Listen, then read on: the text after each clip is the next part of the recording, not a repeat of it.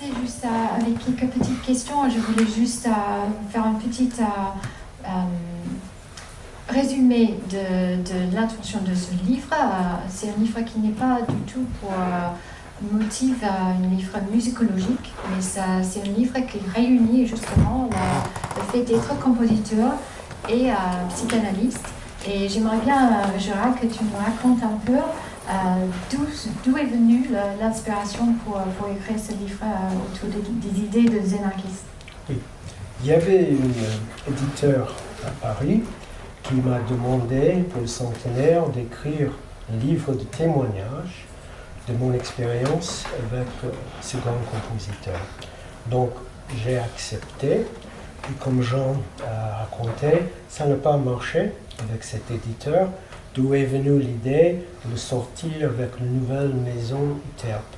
Mais l'idée, c'était plutôt d'écrire un livre où je vais parler des expériences personnelles avec ce grand compositeur, qui m'ont touché, qui m'ont marqué, et que je crois ont des répercussions pour des compositeurs d'aujourd'hui.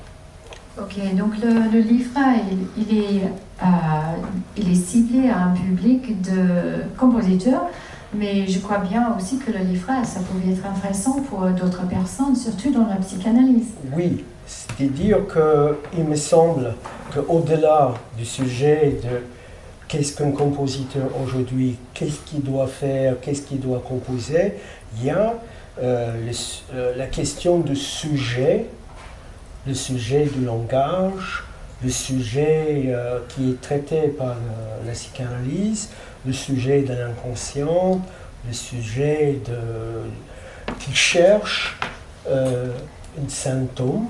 C'est un terme inventé par Jacques Lacan. C'est dire quelque chose qui fait en sorte que le sujet en question tient la route,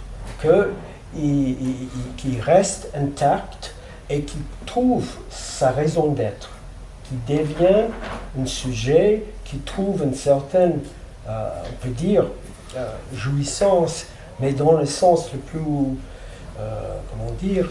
complète du terme, dans sa façon de vivre. Et il y a là-dedans un concept très important pour la psychanalyse, c'est le désir. Donc le sujet trouve son désir et ça devient le centre de son éthique.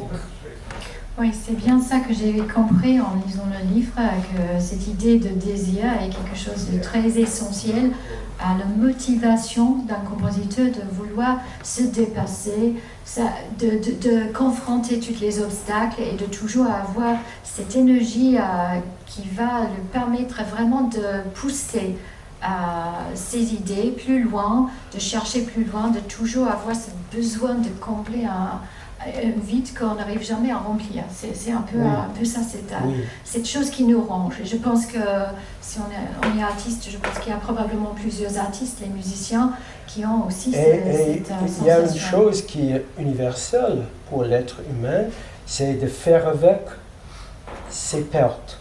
C'est-à-dire que c'est impossible d'être un sujet qui n'est pas un sujet psychotique sans perdre. Et les pertes sont essentielles pour le devenir du sujet. Donc, faire avec ces pertes veut dire, dans le cas d'un créateur, d'inventer des choses, inventer de nouvelles choses, et de trouver dans ces inventions une façon de faire avec ces pertes. Ok. Est-ce que tu peux nous parler un petit peu plus de cette idée d'invention, de le définir en plus de profondeur? Oui. Dans le titre, j'ai parlé d'éthique de l'originalité absolue. Et chez Xenakis, j'ai eu l'idée, en parlant avec lui, et en lisant ses livres, ses textes, et en regardant sa façon d'agir comme un artiste, qui avait une éthique qui était une éthique presque impossible, qui est d'écrire chaque fois une œuvre qui dépasse toutes les autres musiques déjà existantes et qui dépasse ses propres créations, de jamais rester à un seul niveau, mais d'aller plus loin, chaque fois. Oui, il me semble que tu parles dans le livre tu fais un lien avec cette envie de dépassement de soi, en lien avec l'œuvre à métastasis. Oui, et le terme qui est discuté dans les premières pages de musique formelle, extasis, dépassement de soi. Donc, c'est là où on trouve dans ces premières pages de musique formelle cette éthique de dépassement. Que ce n'est pas suffisant d'être un bon artisan de la musique, quelqu'un qui a bien appris son métier dans le conservatoire, qui a un diplôme, qui fait très bien le métier de compositeur, mais une idée que même dans l'acte de création, on est dans l'éthique du dépassement de soi.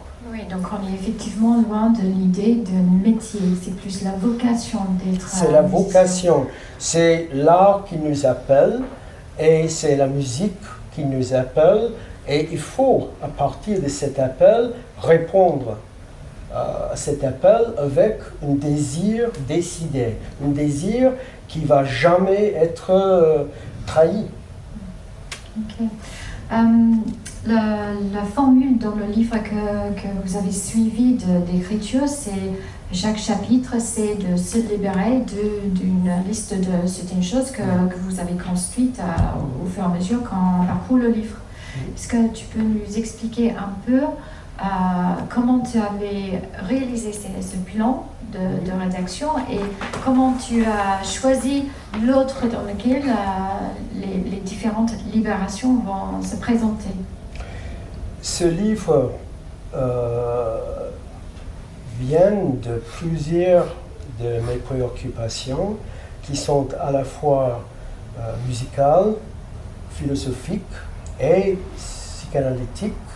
Et donc, j'ai essayé, en choisissant les différents titres, de m'adresser aux problèmes qui étaient dans ces trois domaines. Et il y a également une autre chose qui est que si on fait une étude du grand écrivain James Joyce, il parlait des filets qui peuvent attraper le créateur. C'est lui, par exemple, qui parlait qu'il y avait des filets comme la famille, la société, la religion. Et donc, lui-même, il a parlé beaucoup de l'importance que l'artiste se libère de ces différents filets. Donc, j'avais en tête ce que j'ai appris de Joyce. Et donc, Joyce aussi, parce que l'autre qui est toujours en arrière-plan dans mon livre, c'est Jacques Lacan. Et donc, Jacques Lacan a fait une étude très poussée sur James Joyce. Et comment James Joyce a pu échapper à la psychose. Parce que dans sa famille, il y a beaucoup d'histoires de psychose dans la famille Joyce. Sa propre fille est devenue psychotique et est restée en institution pour la bonne partie de son livre. Mais Joyce a réussi, par son invention, en particulier en Finnegan's Wake, de faire un nom pour lui-même. Et son but était que les universitaires vont discuter ce livre pour 500 ans à venir. Donc, cette idée de se libérer va avec l'idée de trouver une invention qui donne, comment dire, une façon pour le sujet de trouver une jouissance qui n'est pas de l'ordre de l'autodestruction. Freud a parlé de la pulsion de mort. Donc, pour ne pas se détruire, le sujet, il essaie de créer un symptôme qui le permet de continuer à vivre sans se détruire. Donc, si je reviens à Yannis Xenakis, il a subi des épreuves dans sa vie terribles et des grandes pertes, à partir de perte de sa mère quand il était jeune, après la perte de moitié de sa vision et moitié de son ouïe, et également la perte de son pays parce qu'il était exilé de la Grèce, il ne pourrait pas rester dans la Grèce parce qu'il était condamné à mort. Donc comment faire avec tous ces pertes et devenir un grand créateur, un grand inventeur comme Yannis Xenakis, c'est un peu le sujet. Donc, dans le livre également, je voulais contraster ces démarches magnifiques, extraordinaires de Xenakis, d'une façon de procéder où on est content simplement de gagner sa vie et qu'on donne à l'autre ce qu'il veut. Si vous devez faire musique de télévision, vous le faites. Si vous devez faire musique de film, vous le faites. Si il faut écrire la musique pour une publicité, vous le faites. On est loin là de cette éthique d'originalité absolue que Xenakis partage avec quelqu'un comme James Joyce, parmi d'autres grands créateurs du XXe siècle. Est-ce que tu penses que ce besoin d'originalité, c'est quelque chose qui est lié avec la génération, la deuxième moitié du XXe siècle et avant? Est-ce que ça a été toujours quelque chose qui est très très central comme compositeur? Est-ce que ça va continuer d'être toujours quelque chose qui est très très central pour cette idée d'être absolument inventif? Qu'est-ce que tu penses va être à l'avenir avec les générations qu'on voit derrière nous qui commencent à évoluer dans un monde qui est très différent de le vôtre et de le nôtre et qui va être confronté à l'intelligence artificielle, à un mode de communication via les appareils électroniques totalement différents. La culture est en train de transformer. Est-ce que tu penses que c'est quelque chose qui va continuer à évoluer dans la même direction ou est-ce que tu penses qu'il y a un moment de rupture qui va nous confronter à quelque part là dans l'évolution de la musique? Je crois que la génération des Xenakis, on trouve des compositeurs tels que Stockhausen, Ligeti, Boulez, chaque compositeur en cherchant son originalité. Et c'était très important pour cette génération qu'ils inventent des choses. C'était un compositeur, des compositeurs de recherche. Je trouve qu'aujourd'hui, ce n'est plus le cas. Je trouve que l'originalité, ce n'est pas forcément ce que la société nous demande aujourd'hui. Je crois qu'on vit dans une société où la musique est devenue plutôt un divertissement, c'est devenu un produit, c'est devenu quelque chose qui est plutôt pour la vente. Et donc l'originalité, ce n'est pas forcément la chose qu'on recherche. Ce qu'on recherche, c'est toujours la même chose. C'est-à-dire la chose qu'on connaît et qui est facilement vendable. Donc je trouve que beaucoup de jeunes artistes, et je parle là pas seulement d'artistes de musique contemporaine, mais aussi de la musique populaire, je vois beaucoup de répétitions des choses connues. Et c'est-à-dire que ce que je vois, c'est par exemple, si un certain artiste obtient un gros succès avec un certain type de musique, les autres cherchent à imiter. Donc on n'est plus dans une culture d'originalité. Ce qui a remplacé l'originalité, c'est le progrès technique. Et donc aujourd'hui, l'originalité, c'est dans la technologie.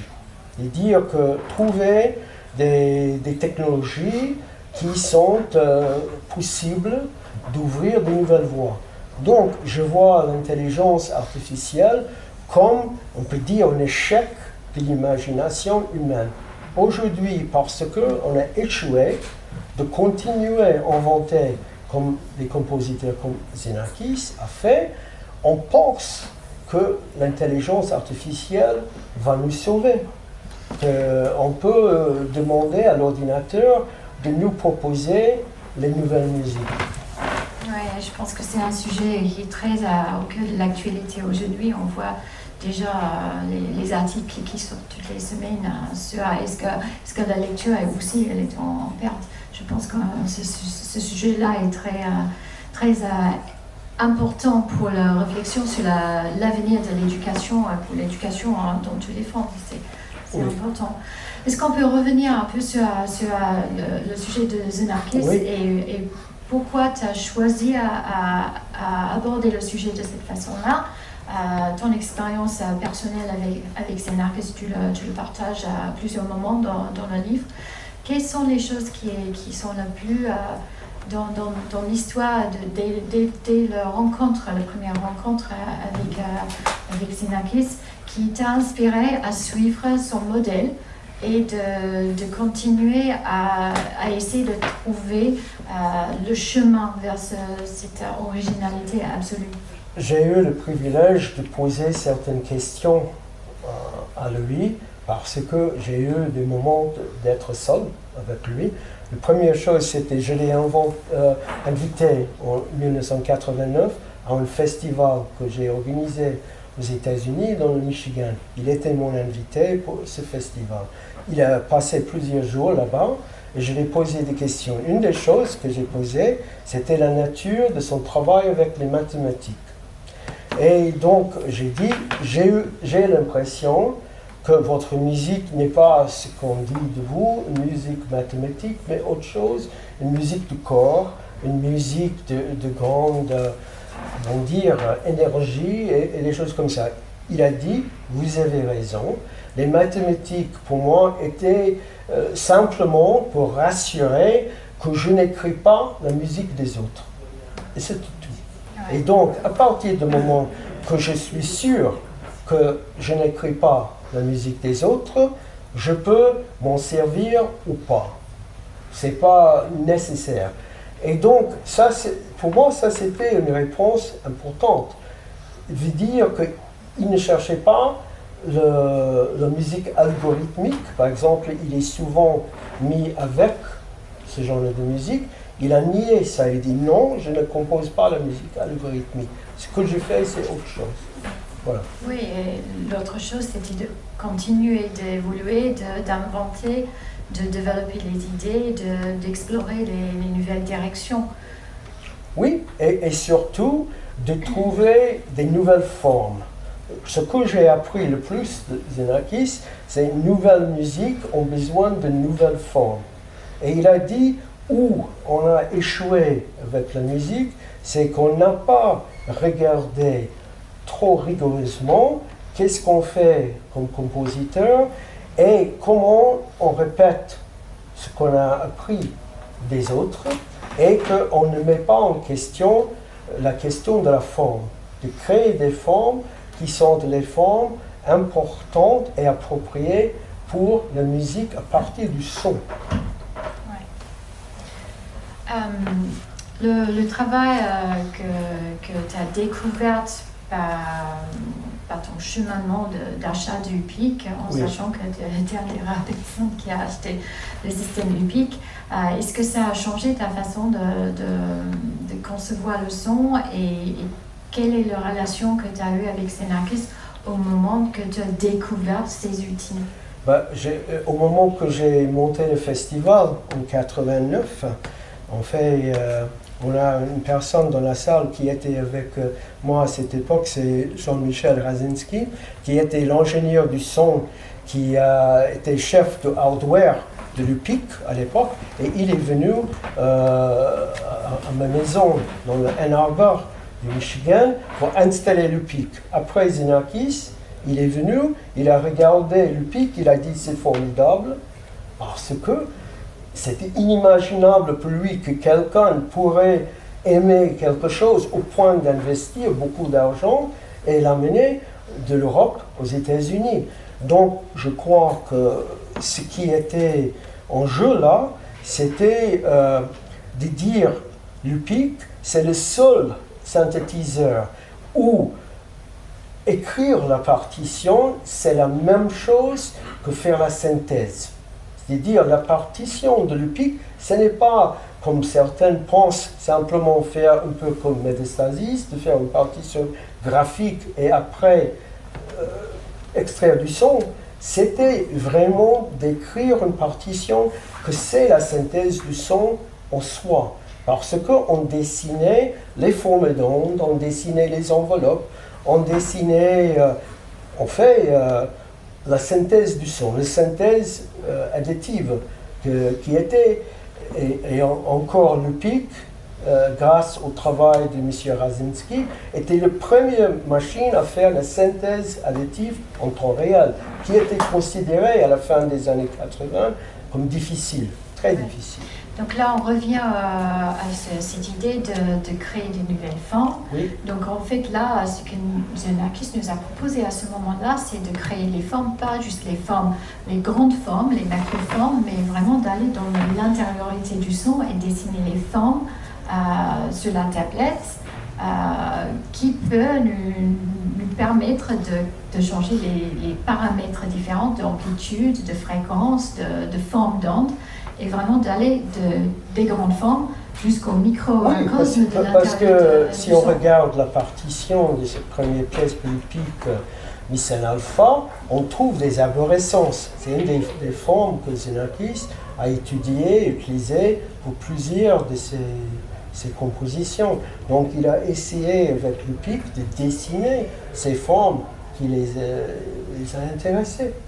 Donc le pic était, on peut dire, quelque chose qui venait d'une recherche qui date du milieu des années 50. Il a toujours voulu avoir ce genre de machine où il pouvait dessiner à la fois le macroforme, le mésoforme et le microforme. Ok. Est-ce qu'on peut juste compléter cette idée avec, si on peut revenir sur cette idée de rencontre entre l'architecture, la musique et les sciences et la musique.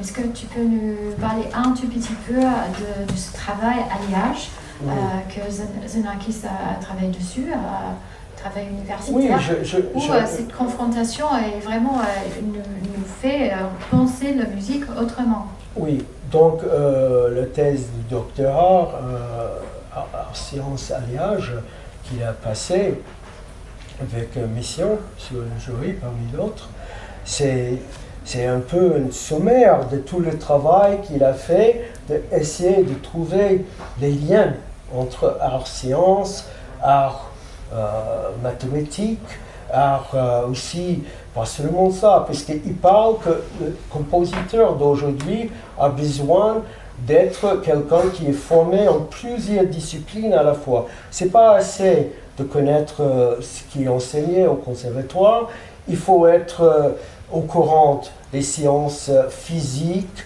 astronomiques, même la paléontologie, tous les endroits où on peut trouver des nouvelles formes. Et donc, cette recherche de nouvelles formes, c'est au cœur de cet alliage art-science, parce qu'on ne cherche pas dans la science simplement utiliser les équations de sciences ou de mathématiques pour faire ce genre de musique. C'est parce que ce qu'on trouve là, c'est des choses qui sont applicables au son. Donc, on peut parler brièvement de Xenakis comme inventeur de la synthèse granulaire. Donc, quand il regardait les synthèses de physicien Denis Gabor, qui a travaillé sur les grains du son, c'est là où il dit « Ah, ça c'est une façon où quelque chose qui est trouvé en physique est applicable aux musiques. » Donc c'est toujours une question, pas simplement de rechercher dans la mathématique ou sciences physiques, chimiques, pour cette raison seulement, mais quelle c'est l'application au son? Comment ça peut nous aider à créer des nouvelles formes à partir des sons?